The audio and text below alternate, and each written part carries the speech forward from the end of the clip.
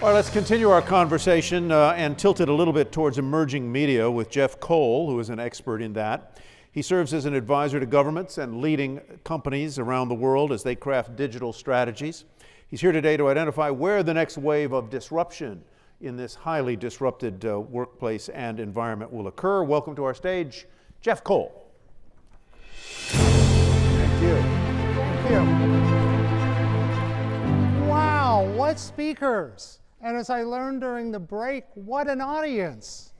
And Randy, what great perks. As soon as I'm finished, they're going to take me out there where all the exhibits are and give me new hips, new knees, new ankles. So this whole conference is about change. And I'm interested in how people respond, or more often fail to respond to change. And when you're talking about change, there's two kinds of change. There's innovation, which usually comes from a competitor and figures out a way to improve something. And then there's disruption, which comes seemingly from nowhere, turns business models upside down, makes continuing what you've been doing almost impossible. And that's what I want to focus on. Disruption comes from unexpected places. We would have expected the disruption of the retail business to come from Walmart or Target, not an upstart bookseller in Seattle. We would have expected the disruption of the taxi cab industry to come from Yellow Cab or Hertz or Avis, not a bunch of tech guys who knew nothing about transportation in the Silicon Valley. And automobiles, we would have expected the disruption of the automobile to come from General Motors or Toyota, not a South African immigrant who knew nothing about cars. And let me talk about Elon Musk for just a second. We, of course, could do the whole talk on Elon Musk. Elon Musk is a quadruple disruptor, almost the Thomas Edison of the 21st century. But if you look at Musk as a quadruple disruptor, I think what makes him unique is he's a genius, he's a visionary, he's an asshole, and he's an immature brat.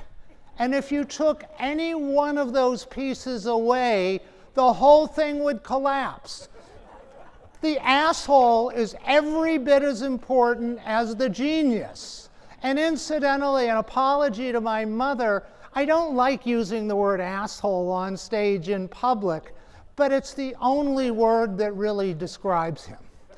And incidentally, if you want to know about the immature brat, if you haven't been in a Tesla, go on Google or go online and say, show me Tesla's farting function. Tesla has a farting, well, you can see it for yourself. Anyway, the quadruple disruptor comes from first when he was at PayPal, disrupting payment systems and making cash much less necessary. And then Tesla has been a triple disruptor. The obvious disruption, the disruption of the internal combustion engine by electricity, but it's also, he's been a disruptor because Tesla sells its cars directly to consumers, disrupting the entire dealer network. We'll talk about that in a minute. And it's also a disruptor because Tesla has become the biggest automobile company on earth and has never spent a penny on advertising. That's pretty remarkable when you look at the billions Toyota and Ford and General Motors spent. So when we talk about where disruption comes from, my favorite quote on that came from Bill Gates, not known for all of his great quotes. But in 1998, Bill Gates was asked, when he was the CEO of Microsoft, who keeps you awake at night? Is it AOL? Is it Intel? Who really makes you worry? And Gates very arrogantly and dismissively said, I don't even think about those guys. He said, you want to know what keeps me awake at night? And this was a remarkable quote, although Gates didn't realize the power of what he was saying. He said, you want to know what keeps me awake at night? It's two guys in a garage in the Silicon Valley. And what he didn't know, because there was no way he could have known, literally as he was saying that, there were two computer science PhD students at Stanford who were in a garage creating a new algorithm for search that would do so much to disrupt Microsoft, as well as the advertising business in television, radio, newspapers, and magazines, that would do so much to disrupt encyclopedias, telephone books, and 1,000 other things. Well, it turns out there are 3 garages in the Silicon Valley that are now historical landmarks. The Sergey Brin, Larry Page garage, which belonged to one of the Wojcicki sisters, in the late 90s. In the 70s, it was the Steve Jobs, Steve Wozniak garage, which belonged to Jobs' family. And in the 30s, so we're going way back 90 years, in the 30s, it was the Hewlett-Packard garage. And Hewlett-Packard started their company, David Hewlett and William Packer started their company when they got an order for an oscilloscope from a guy in Southern California who started his company in a garage in Glendale, Walt Disney. Well, the importance of this is there's a lot more garages in the Silicon Valley and a lot more garages in New York, in Israel, and Australia, and China. And hopefully the next innovation will not come from 2 guys. It always seems to take a team, but it will come from 2 women in a garage. And so as we look, and we're starting to see that, incidentally. So as we look at disruption, one of the first things we learn is in the digital world is legacy means nothing. Back in 2000, when Amazon was primarily a book company, Barnes & Noble saw the threat. They saw it much too late, but they saw the threat and they decided to compete by matching Amazon on price and shipping. But even when they offered exactly what Amazon offered, people preferred to buy from Amazon. It felt newer, it felt fresher, it felt more digital, more cool. Barnes & Noble learned a painful lesson that 100 years of service in the bookstore meant nothing online and may have even been a liability. Banks are learning that as people move out of banks, that the legacy of going into the branch means absolutely nothing. So I said I want to look at how people react to change. And as people react to change, the model I thought that applied the best came from Elizabeth Kubler-Ross, the Swiss psychologist who talked about the stages of death and dying. And disruption can be like death and dying. Some people say her work isn't relevant anymore and wasn't completely accurate. I'll stay out of that debate. There are physicians here who can talk about that. But when she talked about the stages of death and dying, she talked about denial. Oh, I couldn't really be sick. I feel great. Anger, how dare this happen to me? I'm a good person. Bargaining, dear God, let me get through this. I'll be a better person. I'll go to church more often. I'll give money to philanthropy. Depression, which speaks for itself, and anger. Well, as we look at disruption, the first phase we see is to deny the threat and double down. How could anybody challenge us? We're so successful. We've been around for 100 years. My favorite example of that is the music industry 25 years ago. The business model of the music industry that most of us grew up on when we were buying LPs and CDs, the business model of the industry was nothing short of extortion. The industry said, you like 2 songs? Great, but you have to go out and buy 12 songs and spend $17. People didn't like paying for music they didn't want, but there was no choice. And had they been given a legal choice to buy song by song, I think almost all of them, there will always be people who will steal, would have paid $1, $1.50 per song. But there wasn't a legal choice. Napster came along, let you do it illegally, and people jumped on Napster not to steal, but they didn't want to spend money for music they didn't want. The industry, rather than realizing the jig is up, we've made hundreds of millions of dollars, let's appreciate that, and now we have to adapt, they doubled down. They went after Napster users' use of the internet and tried to have their service blocked. They had some of their customers arrested.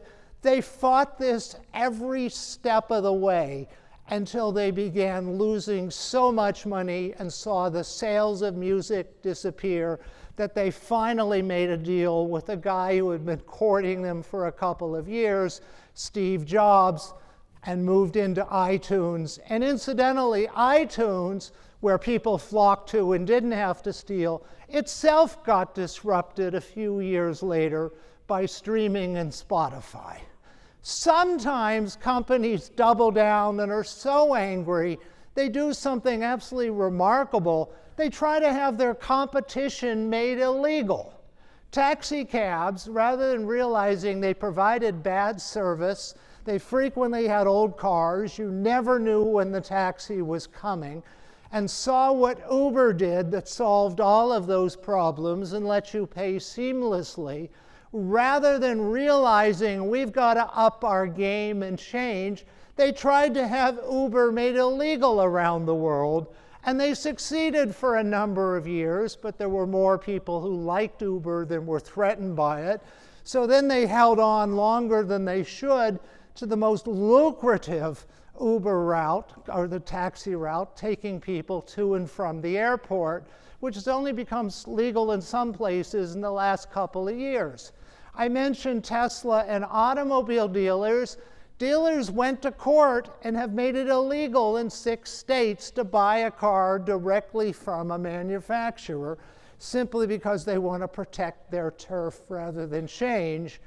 And I'm sure most of you know, if you can go to Costco.com, Amazon, or Walmart online and buy a casket that can be delivered not to your home in 7 days, no one wants that, but can be delivered overnight to a funeral home at an 80% discount. So funeral homes have gone to local government and have tried to make it illegal to be able to buy a casket from anyone other than a funeral home. That's a pretty good business plan.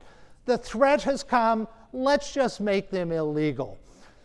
The second phase is you can buy up your disruptor.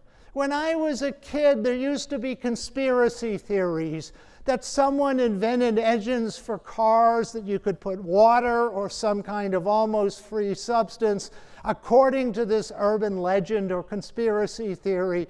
But the General Motors or Exxon or some mysterious force bought up this technology and killed it. I don't think that was ever true, but we do see people buying up their competition.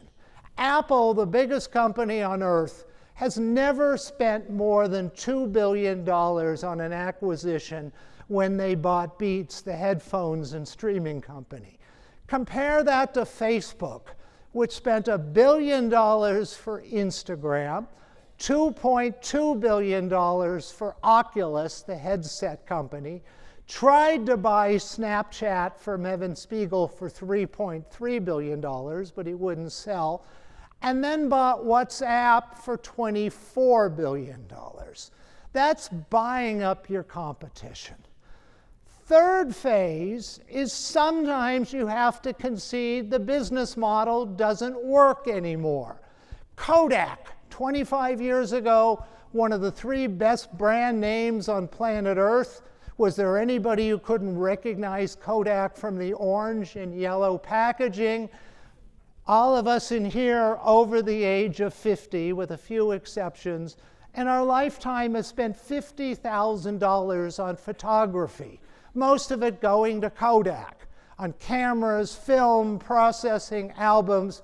Teenagers today will take 10,000 times as many photographs as we did, and their total lifetime expenditure on photography will be less than $50. When that happens, it's just over. You just can't survive, and Kodak still has some medical business, but it's out of the consumer business. Sometimes the business model, the music industry can't really sell you much music anymore. The money is made through concerts, goes directly to, more directly to the artist.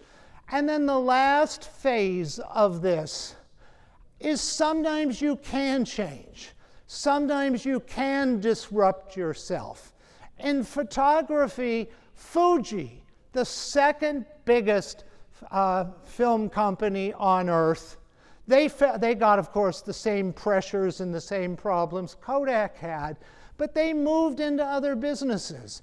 They discovered, and this is an incredible story, it's much too complicated to tell in a couple minutes, but they discovered that the manufacturing process for film and the ability to create small technology was almost identical to the manufacturing process for, wait for it, cosmetics. And Fuji became one of the biggest cosmetic manufacturers in the world. They also moved into healthcare. They completely disrupted themselves. Another example of that, Best Buy. Best Buy could write its own obituary. It saw the death of its biggest competitor, Circuit City. Best Buy used to see people come into these big box stores with very expensive rent in expensive neighborhoods, spend a half hour with their salespeople looking at televisions, and sometimes their customers didn't even have the decency to leave the store before they went on their phones and ordered the television set from Amazon. Best Buy brought in Intel, Samsung, Sony to take over sections of the store, to pay the rent on those sections of the store. Those companies staffed the employees. Sony would pay for the employees or provide the employees to be in the Sony section. Best Buy cut its cost immeasurably. They're now building much smaller stores. Instead of 25,000 square feet, 3,500 square feet. The story isn't over, but they should have been gone 10 years ago, and they're still here. The disruption at least has worked till now. So what can you do if you're faced with disruption? This, of course, we could take a week training executives, but the quick version is first, expect to be disrupted. The best example I've ever seen of this is Google. When Larry and Sergey developed Google, it was not the first search engine. There already was Yahoo, AltaVista, Ask Jeeves. They just did it better. So they were always aware that somebody else could come along and do it better than they did. So for 23 years, they expected, we used to call this the Schmoogle challenge, that some company called Schmoogle would come along and do what Google did better. Last year, Schmoogle came along. It's just called ChatGPT. And they really weren't as ready as they should have been. Google has issued a code red. They've brought Larry and Sergey back to lead the challenge. Google is not going to disappear. Their problem is in every country in the world except 3. They have 90% market share. I think the exceptions are Cuba, Iran, and North Korea. When this all shakes out, Google will still be there. They've got Bard, but they'll end up at 35% market share. They're getting disrupted, but you have to expect to be disrupted. The second thing leaders of companies or countries or even individuals have to do is assess every element of your business, from supply chain to actual retail if you sell to customers or B2B. Look constantly for change, the weaknesses. The third thing that people have to do to survive disruption is to understand that you may not make as much money tomorrow as you did yesterday. That's painful. But Michael Dell understands that the laptop computers he sold you 20 years ago for $2,000, he now can only sell to you for $400. Sony and Samsung know that 20 years ago or 18 years ago, the 46-inch television sets that were this thick going on your wall and sold for $6,000 are now 85 inches this thick and sell for $700. So you have to understand that things don't always make as much money in the future as they did in the past. And the last stage is leadership. Very briefly, because I know we're out of time, when I was working with banks that were being disrupted, and banks realized, I discovered banks don't really provide very good service. They don't know much about their customers. I put together a list of things I thought banks had to do to survive. I did that independently, but then I went and shared it with the CEOs of some of the world's biggest banks. And as I told them what I thought they needed to do, they said, "You're right. That's exactly what we need to do. There's only one problem. If we do what you tell us to do, it will immediately cause a cessation of profits. We will make no money for the next 5 to 10 years.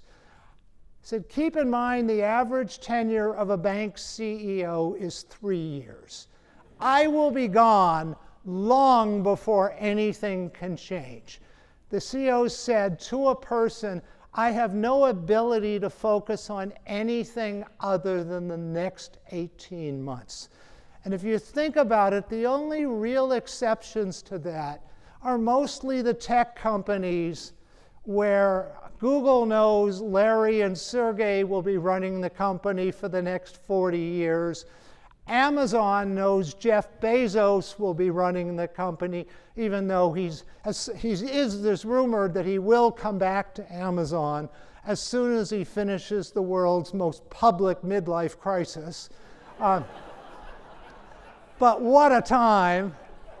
Facebook knows Mark Zuckerberg will be running the company, and but for his tragic illness, Steve Jobs would still be running Apple. So it takes real leadership to understand and to deal with the threat. And sadly, we see all too few examples of that. Thank you very much. What an honor to be here.